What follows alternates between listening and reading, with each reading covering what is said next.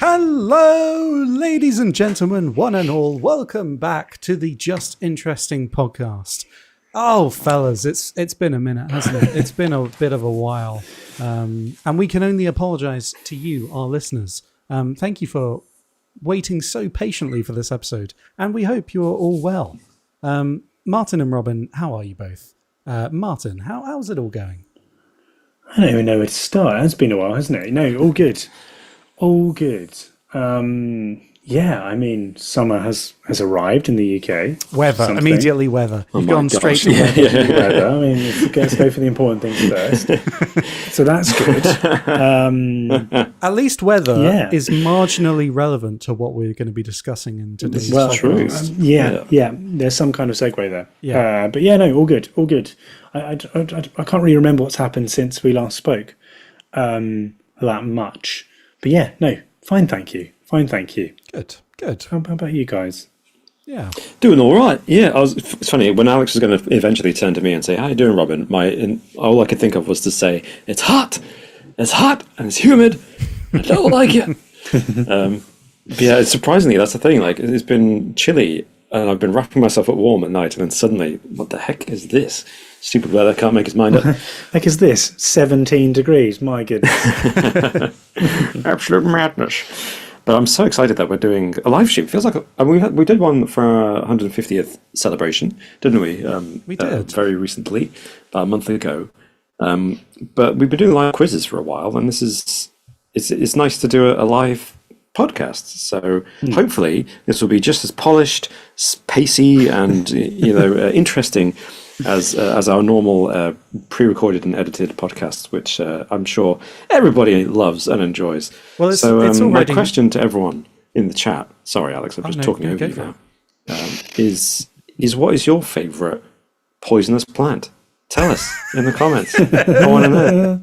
It's quite a niche topic today, isn't it? We thought of this one. It's very much, that's so inconsiderate for all of the assassins out there that want to poison their enemies, okay? They might be listening to this, and you've just called their profession niche. It's just offensive. Just, think it did slightly concern me. It did slightly concern me looking up some of these plants and typing in things like, how many people have died from it. There's very little, for starters, there's quite little stats on some of these, but how many people have died from this? Yeah. How long does it take for someone to die? These kind of things aren't great when you're looking up a plant that's readily available in this country. Knock on the door. But yeah. Fair enough. I am surprised. I mean, I mentioned this. I'd like to come back to that thing about stats of deaths from plants when we get back to the main topic. So please remind me if I forget to mention it. Okay. Yes. Yeah. Well, as we say, we are going to be discussing some of the world's most deadliest plants today. And there are plenty of people in the chat that we should probably say hello to as well, who have lovely people who have tuned in live to watch us. So James Linton, 17's in the chat. Amy Grace, first time catching you live. Welcome, Amy Grace. Vivian Circle in the chat. Hi all. Kilgore Trout, Freya Firefly, Hidden History with Ray, Kurt, Sam Wong, and Gemma Manning. Welcome, everyone. Thank you so much. It's so amazing that we can be gone for a few weeks and you're all still just tune in to watch us ramble on about plants. So thank you so much. And there are some even better news for you guys tuning in, because we have brought back from the dead this week. We learned, not quite from the dead, but we only did it in the quizzes, and I feel like we had quite a few comments asking for it to make a return. So, fellas, let's just jump straight into it, shall we? Oh no, shit, I need to ask about a riddle. Do you have a riddle for us, Alex? I do have a riddle. Do you want a riddle first? Okay. The riddle's still here. This week we learn still here, and then we'll talk about the main topic. But yeah, riddle me this, fellas.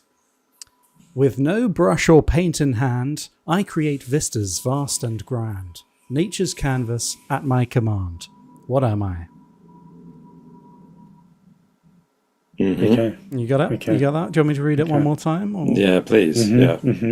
With no brush or paint in hand, I create vistas vast and grand. Nature's canvas at my command. What am I? Have a think about that. And okay. I mean, it sounds like the answer is God, but well, don't spoil it for everyone, Robin. Jeez.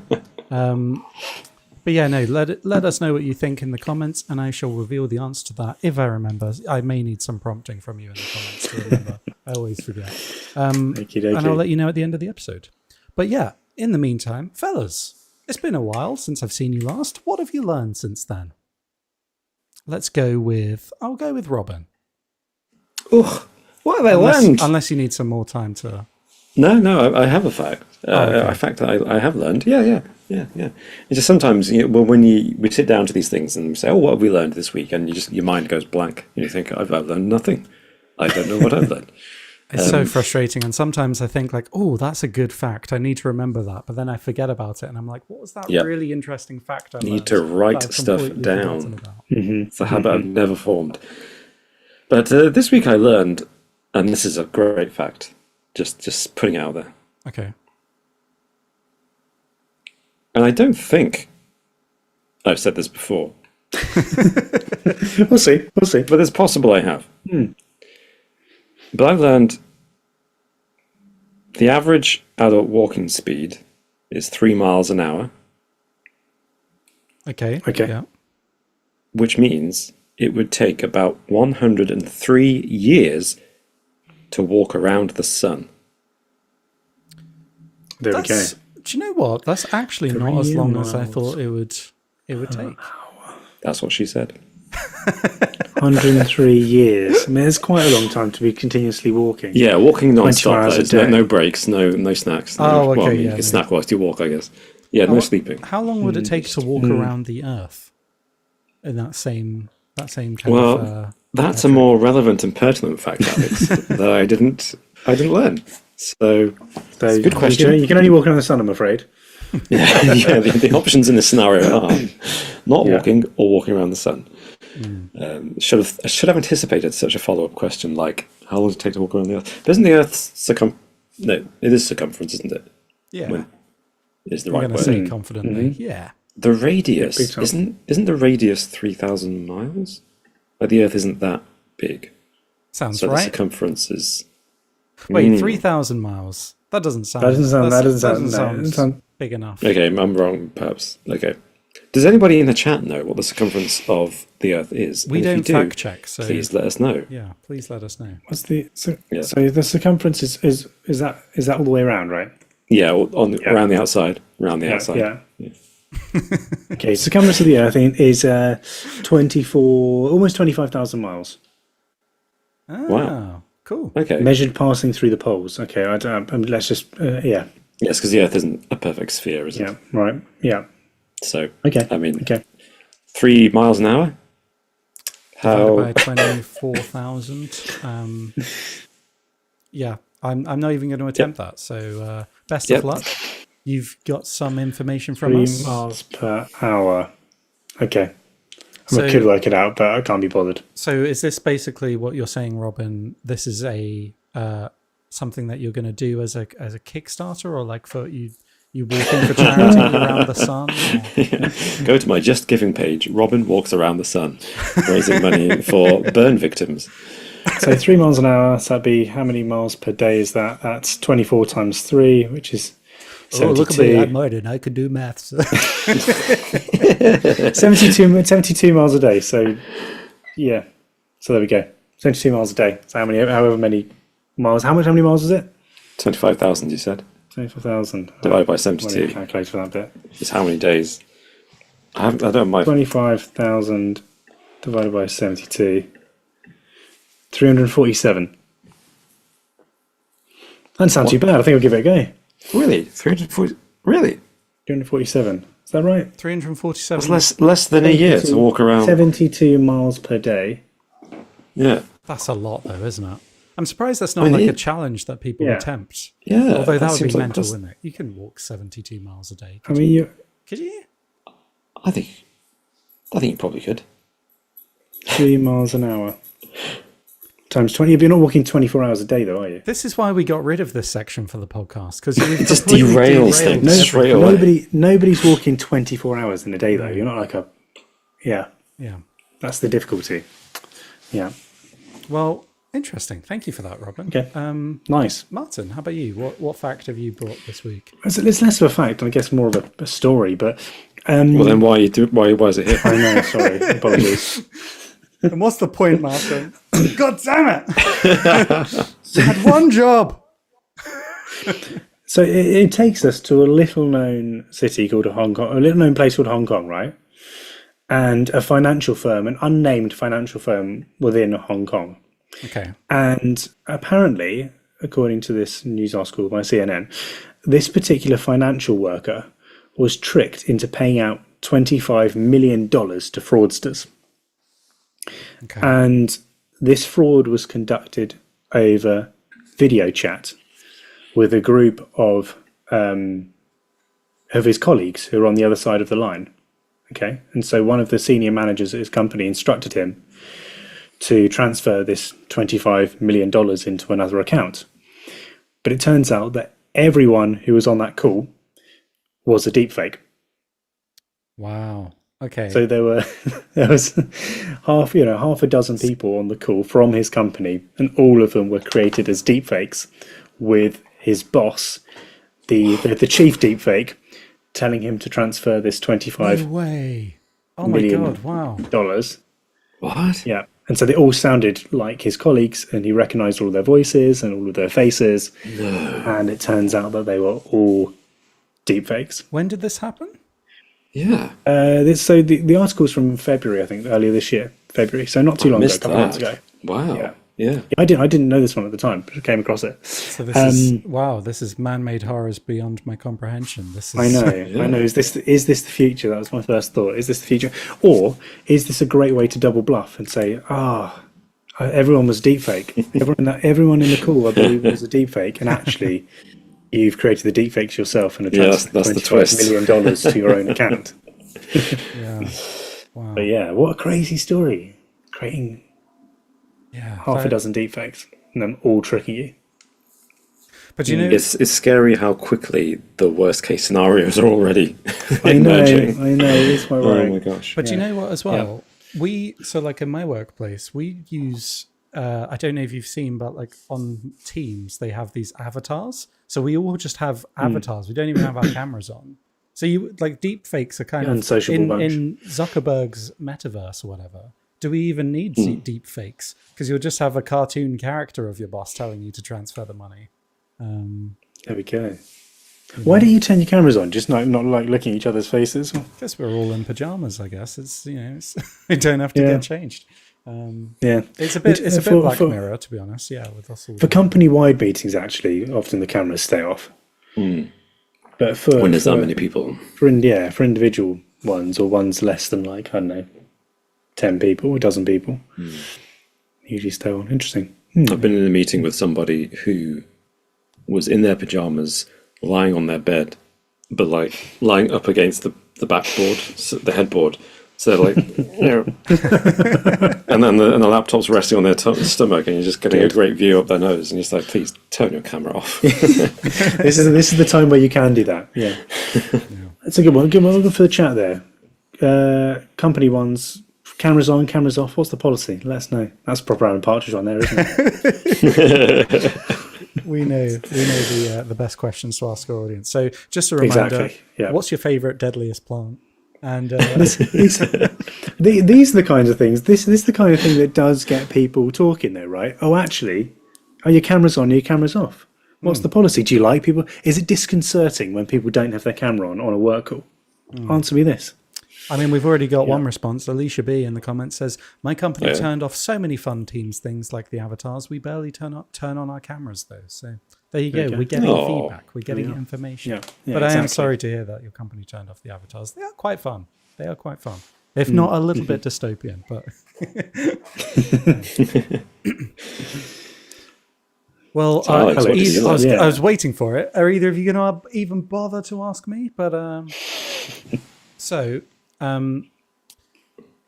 don't know if you. Well, I think that was really interesting, Martin. Shall we move on to the? I don't know if you guys have been following the news, but there is a groundbreaking trial happening at the moment in the American legal justice system with a former president, and it got me thinking: what are some other truly it's an inspiring case, I think, of the judicial system playing out. No one's above the law ultimately, and it got me wondering, what other kind of groundbreaking trials have there been? And it led me to a case in 1522, which was the trial of the rats of Autun, where a French city decided to put a bunch of rats on trial for destroying some of their barley crops. Rightly so. What? Yeah, this was a legal trial that happened in 1522, where some rats of the Diocese of Autun, France, Autun, However you like. Autun. Autun. Autun. Autun. They were, Sorry, that's kind of racist. But never mind. some rats were criminally charged with eating and destroying barley crops. However, there's a twist in the tale. The rat's tail. Justice played out, and thanks to a skilled legal tactician, one Barthélemy de Chasseneux, he was able to get them off. No. What? And the rats went away scot-free. What? Yeah. Well The power done. of a good lawyer that the rats had access to. Did he work pro bono? They paid him in cheese and things that they could scavenge. We'll pay you in. We'll pay you in yes. grain, cereal crops. Where did you get all these wheat shafts from? Never mind. So how you're wondering? How did he win this case? Well, it was simply a case of. Always wonder that. So on the first day of the trial, his clients, guess what? They didn't turn up. They didn't show up. For their day in court. No, they didn't even catch the rats before they put them on trial. But de Chasseneux noted that the summons, or they summoned the rats to court, obviously, as you would. They sent them summons for court, but they didn't show up. But de Chasseneux noted that the summons had mentioned only some rats, but which ones specifically? So the court ordered that a new summons be addressed to all of the rats of Autun. Oh my gosh. When the rodents still failed to appear, their nimble lawyer had a second defense at the ready. His clients, he said, were widely dispersed, and for them, the trip to court amounted to a great journey. The rats needed more time. So again, proceedings were rescheduled, and again, the rats missed their date with the law. This is ridiculous. Of course they did, said de Chasseneux. To arrive at court, They're rats. the rats faced with twin perils of vindictive villagers and their bloodthirsty cats, His clients needed guarantees of safe passage. However, this tested the patience of the villagers' legal team.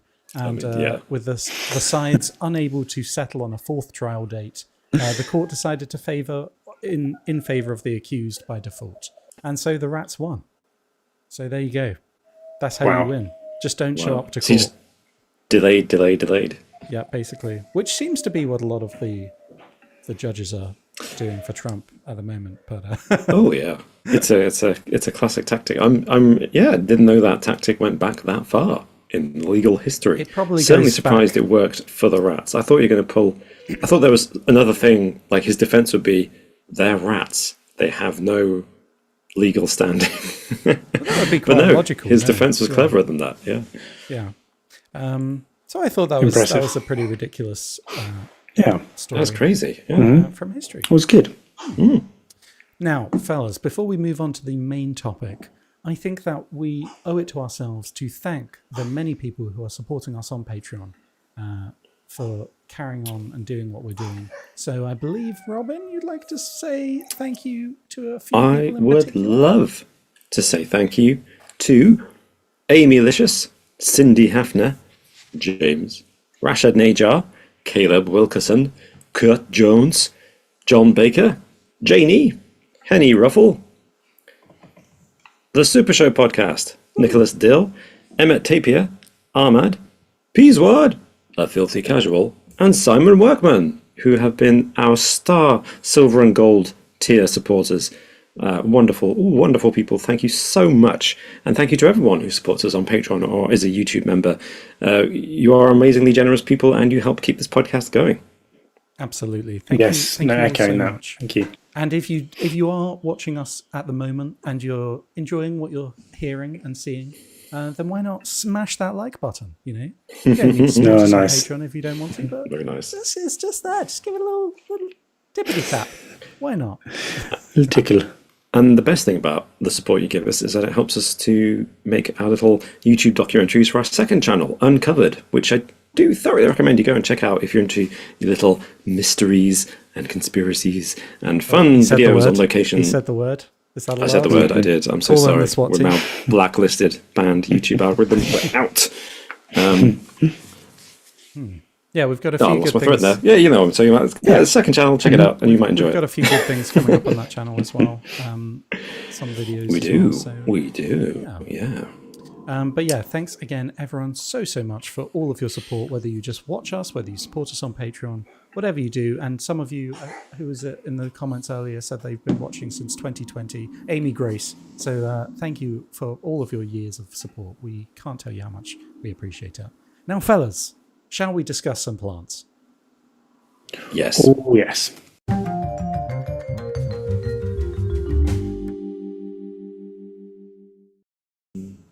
Into the world of horticulture, botany. What is that? It? What other words are there? Yeah, that's right. Gardening.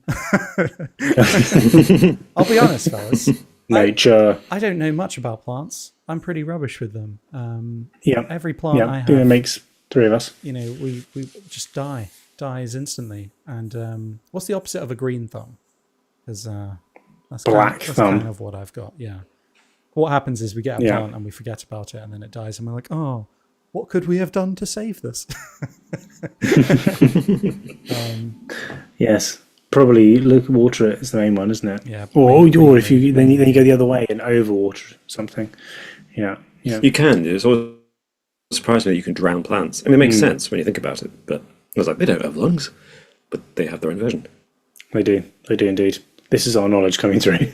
Oh, amazing stuff. I remember there being, from GCSE, xylem and stems You and lost me at leaves. xylem. I don't know what that is. Is that a type of musical Chlorophyll, isn't it? instrument? What's the...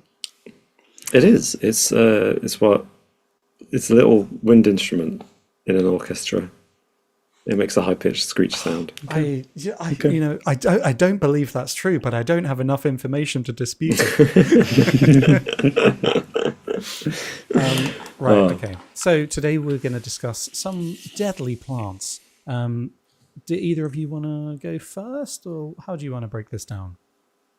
Well, I'd like to preface this by just saying that contextually, Martin alluded to it earlier, that there's surprisingly lack of study in the modern era, like a lack of data sets about how many people die from plant poisoning every single year. And that in itself is surprising. But a rough, useful statistic is that apparently every year in America, so North America, 100,000 people are taken into hospital, some of whom die from plant poisoning. 100,000? That Is is actually a lot. Yeah. Wow. Yeah. That's a lot. So if you kind of extrapolate from that and cast that rate of poisoning worldwide, then you're looking at a lot of people every single year. Yeah. Wow. That's a good stat in itself, to be fair. Yeah, I didn't know it's that widespread. I guess, do you think it's because plants, they're pretty innocuous, aren't they? It's just like, oh, that's just a plant. Like, it just looks kind of green, looks fine. It doesn't really matter if I touch the stem and then you know, for some reason, then eat my sandwiches, you know. This picnic, Yeah. and you And I find think yourself in trouble. Yeah. that characterizes perfectly, I think, one of the most obvious candidates for this podcast, which is, in the name, Deadly Nightshade. Oh, yes. Ooh. Everyone's favourite. Everyone's favourite, yeah. Well, as the name suggests, it is deadly. It is, but every single part of the plant is poisonous. Poisonous to touch, poisonous to eat. The stem, the leaves, the petals, and the berries. And the berries are the really deadly bit. You eat the berries, and you're almost guaranteed to die. After symptoms including hallucinations, seizures, and rapid heartbeat. So there's some good parts. Yeah, you can have a fun time before you die. But oh my gosh. But they're particularly deadly because they've got deep black berries that could easily be mistaken for and are mistaken for just any other dark berries that people like to pick and eat, and no wonder people die by accident from them. Apparently, it's known by another name, belladonna, which means beautiful woman, and that apparently alludes to the old practice that Italian women would use the liquid made from the berries of nightshade as eye drops to dilate their pupils to make them seem more attractive and appealing. That's interesting. Big, deep Because eyes. Yeah. am I right in thinking that They later went blind. that nightshade hasn't nightshade been used as like something to basically knock people out in the past, right? As like almost like a tranquilizer, or to get you to sleep, right? To calm you down if you've had a traumatic experience. It's Like probably in the those, old- it's probably Tiny in those bit. like those like 1800s medicine bottles or something. This medicine contains like, and you read it and it's like cocaine, heroin, nightshade, like everything bad under the sun.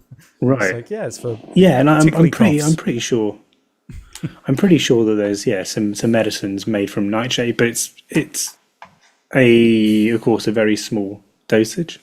Yeah. I think maybe not deadly night, maybe some kind of nightshade. It's interesting Yeah. that a lot of these plants can be used for other things as well. Like, even though they're toxic and deadly to humans, often they are used in like medicines and things. That is interesting. Yeah, so apparently so. Yeah, there's alkaloid properties. Interesting. Can be used to treat whooping cough, scarlet fever, and some intestinal issues as well. But that's not saying to go out and try eating deadly nightshade. You will probably die. But yeah, just a disclaimer there. Yeah, In there we what go. way does it treat it though? It makes those symptoms seem like nothing in comparison to what it is going to do to your body. is that how it treats Oh, it? yeah, good point. Good point. Yeah, not. Yes, Not sure. it'll fix your cough because it will basically kill you. Yeah, So your his cough cough's won't now seem like a fine. big deal. Yeah. Good point. Cool. Nice. So nightshade. Yeah, that's a good one. Martin, did you have any that you'd like to discuss, bring up? Yeah, so I wanted to bring up a classic, a classic that's known throughout history. In particular, it was being known as the death of Socrates. So, of course, Socrates, according to Plato, way back when, was convicted of corrupting the youth back in Athens, back in the day, and was sentenced to die by drinking poison hemlock. So, poison hemlock looks like a few different plants, actually, which is one of the reasons why people get in trouble with it. But people mistake. It's quite a pretty flower, isn't it? Type thing. It is. Looks It's kind of white. I don't know how to describe plants, as we said at the start. Don't know much about plants, but kind of white leaves on top, kind of a sprouting Petals? petals. Yeah, little small white petals, really. But it looks a lot like parsley. Can look a bit like parsley. The roots can look sometimes like carrots or parsnips or fennel. So people sometimes mistake the roots as being a root vegetable. And the other one that I've always thought, because we have hemlock here in the UK, was it looks a little bit like elderflower. Oh yeah, it does. It's kind of, you can look at that, and if you're if you don't know what you're doing, you could quite easily pick a hemlock instead of elderflower if you were mistaken. So Socrates drank this poison hemlock and then died. So poison hemlock's found in many different countries, including the UK. So we've got to be a little bit careful, especially in England, found by rivers and by water mainly. But it's actually different from the plant called water hemlock, which is a plant that's mainly found in the US for our transatlantic cousins. And this is slightly different, and is actually more dangerous than the poison hemlock, which seems a little bit backwards, water hemlock being more poisonous than poison hemlock. But anyway, and some of the effects are pretty bad. with the reason why it's so deadly is because the symptoms occur really, really quickly. So there's not much time to deal with it. You've got to get yourself to a medical professional as soon as possible. And there actually aren't that many symptoms. There aren't that many remedies. So basically, the symptoms are nausea, vomiting, abdominal pain, and tremors. And so what happens is the cyclotoxin within poison hemlock, Good name. acts as a central nervous system stimulant. So basically supercharges the nervous system, blocking out the inhibitory action, and causes your neurons to fire uncontrollably. So basically overstimulates your neurological system, which can cause respiratory paralysis. So you to seizures and to stop breathing ultimately. So that's pretty bad. And as I said, there's not really much treatment that can be administered once you're there's no antidote for it. And so really what you want to do is get to a medical professional where they can basically try and relieve your symptoms, make sure that your airways are nice and clear and that you can breathe properly, and basically make sure that you're not absorbing more of the toxin. So yeah, no real data on how many people have died particularly from water hemlock or poison hemlock, but definitely one to stay clear of if you're down by the water's edge enjoying a lovely spot of fishing or a nice sandwich or crisp, whatever takes your fancy. Yeah. Oh, fair enough. That's good life pro tip there. Avoid water hemlock. That's a cool name as well, hemlock. Where does It's unusual, isn't it? I wonder what it stems from. Lake, water, I don't know. Yeah, that sounds right, doesn't it? Don't know. But both of those have been hemlock. pretty cool names. Nightshade. Yeah, I mean, That's a cool one. Oh, okay. Well, it just says okay. It just says Old English, hemlick of unknown origin. That's useful, isn't it? Of course. Well, people who are listening to this at a later date might be thinking, well, do you know what? I don't generally go into the forest and eat random things. I'm not going to pick up any plant and eat them randomly. So I'm not at risk of any of this. But you know what you might do? If anyone's, if either of you have been walking in the forest in the UK, I'm sure you've accidentally stumbled across a nettle of some kind. Have you been stung by a stinging nettle? They're horrible, aren't they? They're Not nice. They're not nice. very pleasant. But as with most things, if you go down to the land down under, then they've got their own nettle down there, which is the most feared tree in Australia. And this is, I think someone in the comments might have already mentioned this, the Jimpy plant in Australia. Alicia B mentions in the comments is the one that I wanted to bring up. And she says, it causes such intense pain, people have committed suicide as a result. I'm not sure. Oh, no. I couldn't find any actual information about anyone committing suicide from it, but there are kind of urban legends about this. And there are first-hand accounts of just how painful this nettle is. But merely brushing against the Jimpy plant, or Gimpy, I don't actually know how you pronounce it. I prefer Gimpy. Gimpy Sounds sounds way better. It can cause agony for months if the shock and intensity of the pain does not immediately induce a fatal heart attack.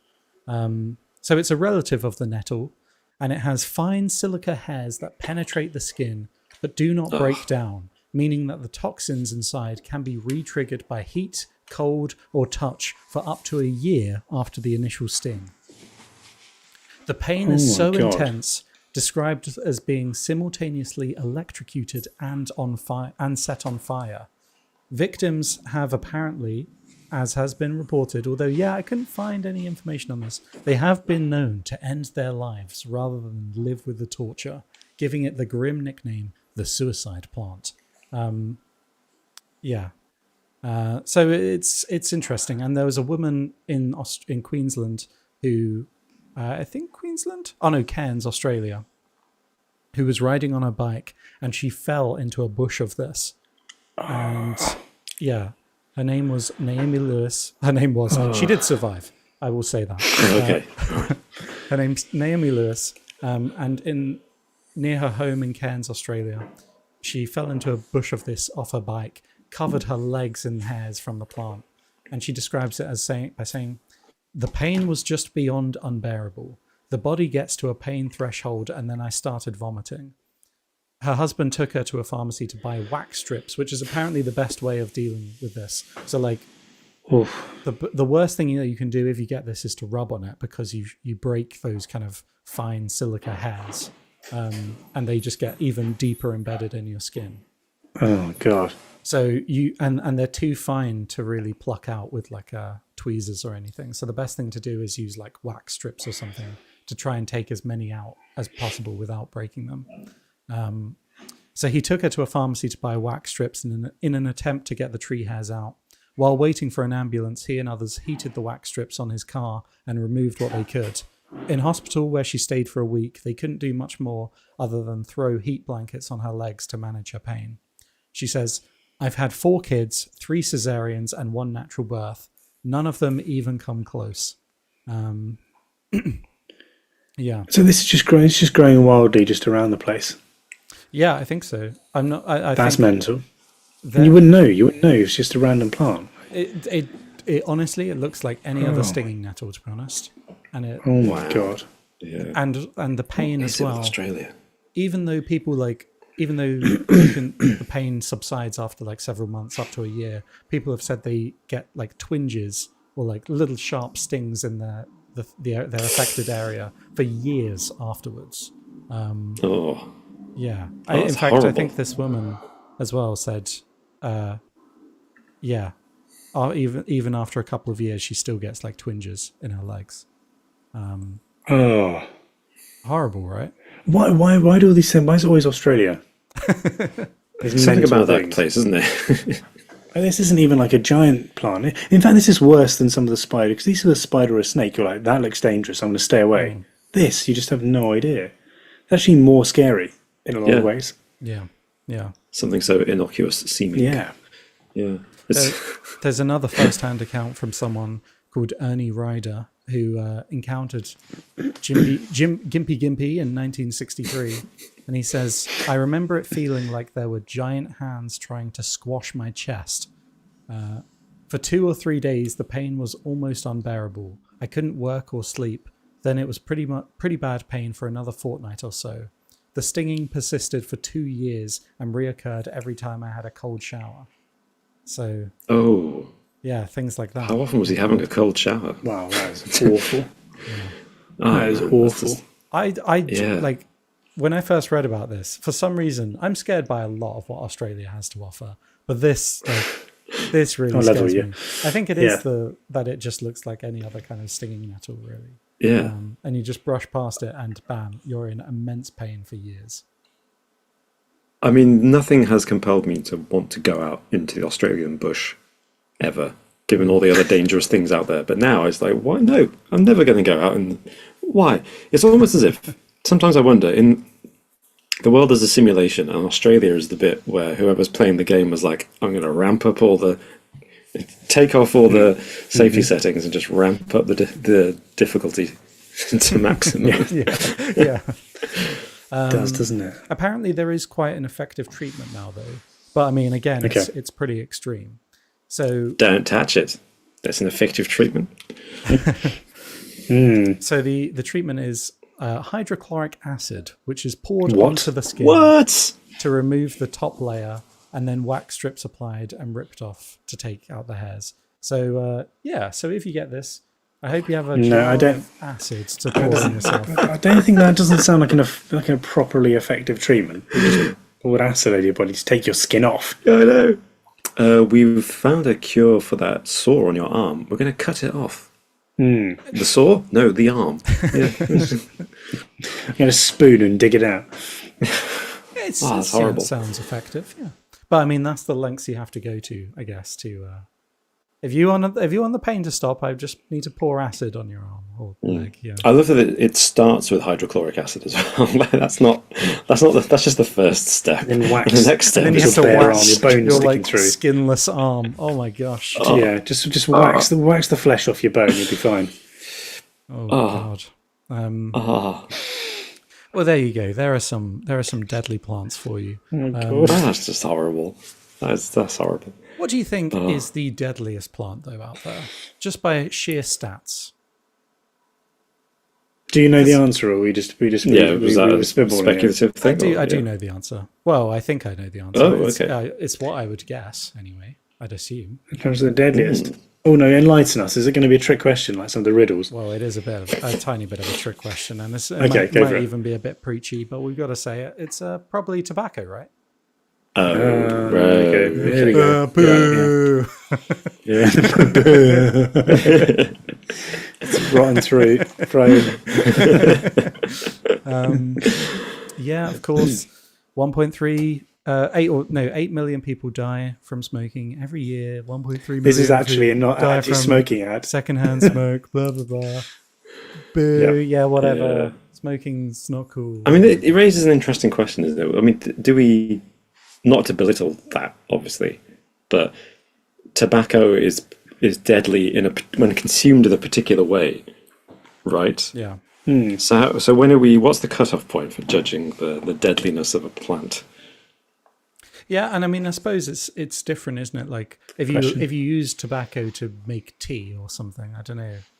That sounds disgusting, actually, but I'm sure It sounds someone gross, would- doesn't it? Or you get like tobacco products that aren't smoking, are they?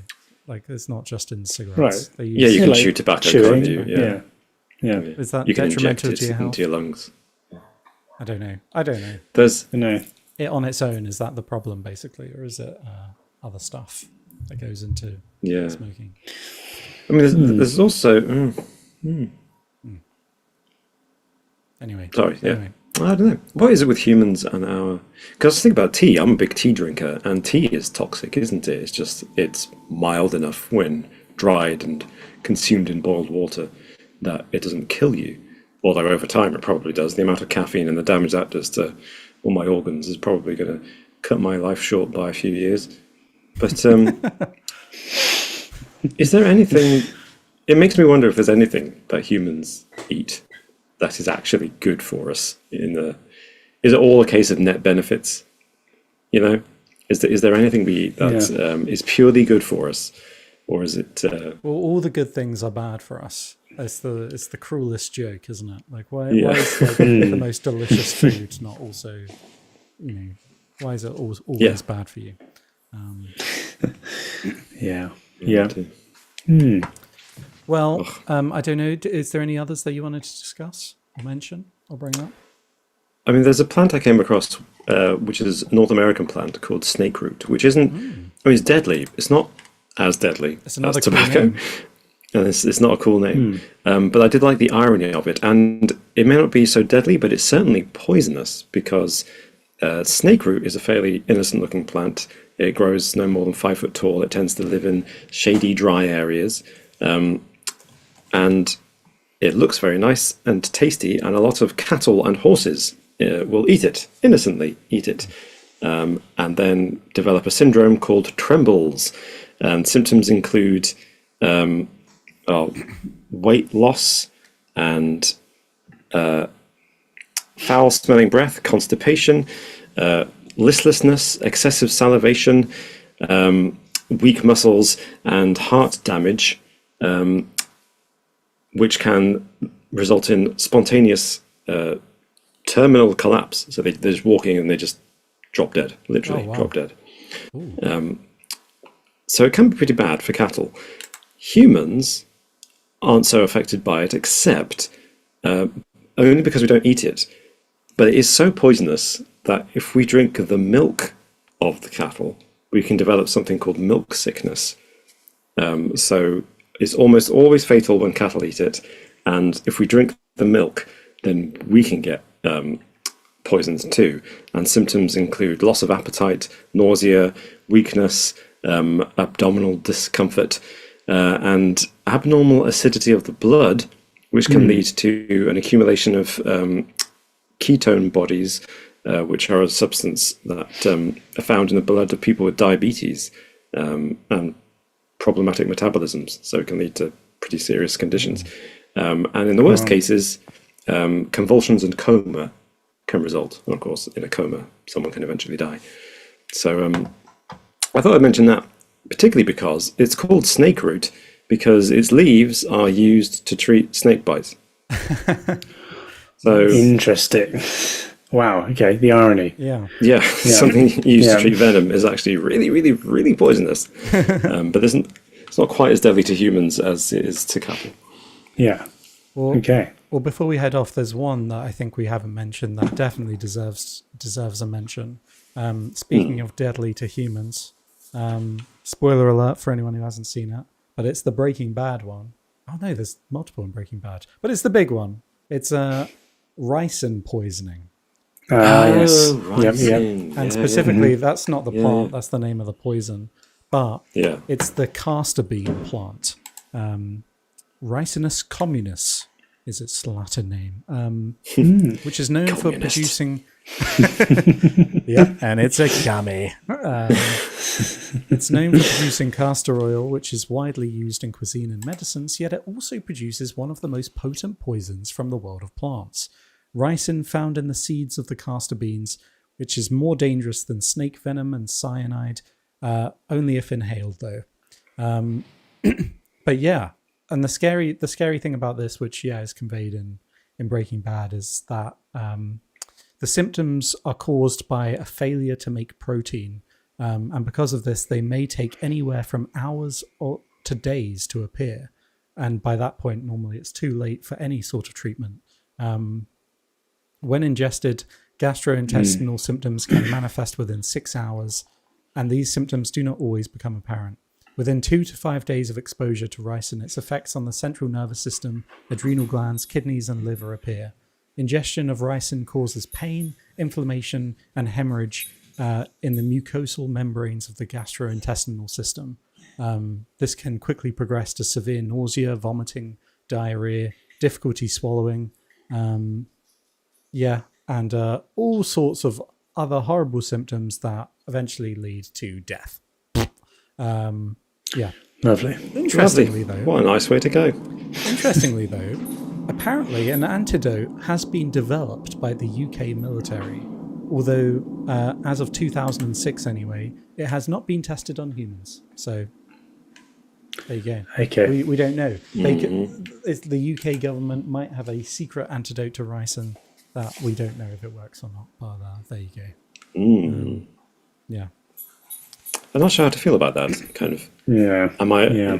Why not have it more public? I guess. Yeah. I guess maybe. Yeah, make it more public. Yeah.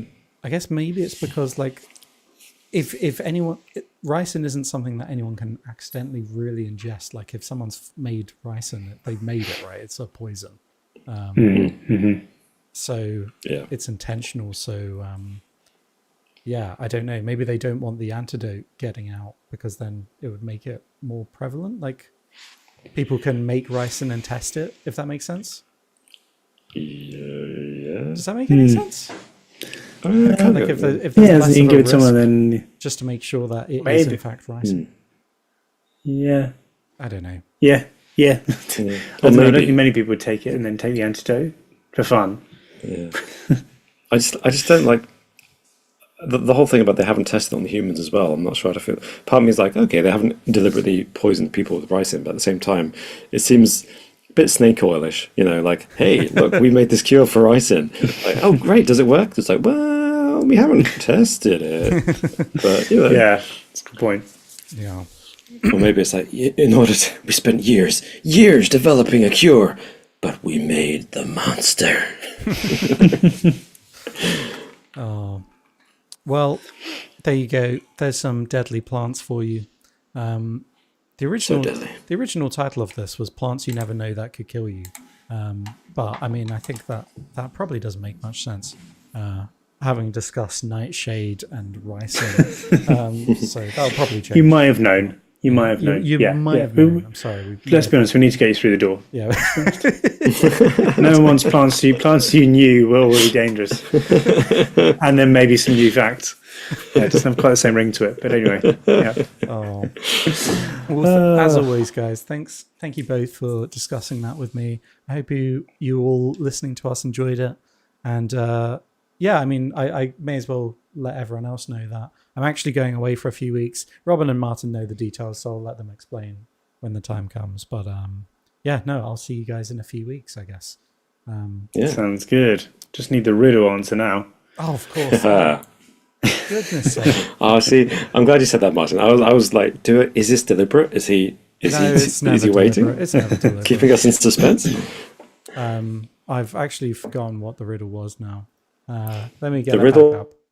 was, what's my name? Is it? Unana. Okay. Okay, I've got it. To do with the paintbrush or something. Yeah, something to do with the sky. I think you might both hate this one. With no brush or paint in hand, I create vistas vast and grand. Nature's canvas at my command. What am I?